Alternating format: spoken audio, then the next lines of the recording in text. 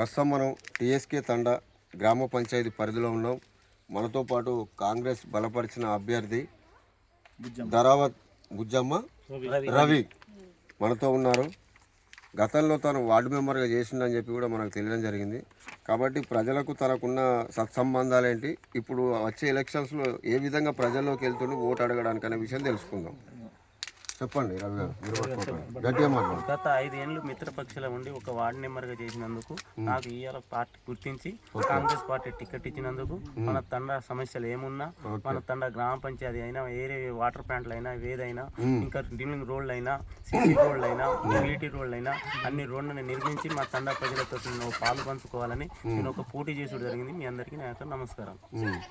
ప్రజలకు మీ పట్ల ఎలాంటి అభిప్రాయం ఉంది? ప్రజలు నా మీద ఉన్న అభిప్రాయాలను ఇంకా కొద్దిగా చూపెట్టాలని నా యొక్క కోరుకుంటున్నాను. ఓకే, గెలుస్తా అంటారా మీరు? ఖచ్చితంగా గెలుస్తాం. గెలిచినాక ఏం చేస్తారు అభివృద్ధి? గెలిచినాక మన ఎమ్మెల్యే గారు చెప్పినట్టు మేడాల నుంచి పథకాలు తెచ్చి మన తండ వాళ్ళకు ఇండ్లు, ఇందరమ్మ ఇండ్లు, ఇటువంటి ఉచిత పథకాలు ఏమున్నా కూడా మన తండకు తీసుకువచ్చి వాళ్ళ వాసువాళ్ళకు ఉపయోగించబడతానని నేను ఉపయోగపడిస్తాను. ఇది విషయం అండి. అంటే తను గతంలో వార్డు మెంబర్గా చేశాడట. కాబట్టి ఏంటంటే తనకు అసలు గ్రామం మీద పూర్తి స్థాయి అవగాహన ఉంది. ఎందుకంటే ఆల్రెడీ ఒకసారి చేసిండు కాబట్టి గ్రామం ఏమున్నది ఏం లేదనేది ఎవ్రీథింగ్ తెలిసే ఉంటుంది. సో దాన్ని బేస్ చేసుకొని తను ఎలక్షన్లో పోటీకి నిలబడడం జరిగింది.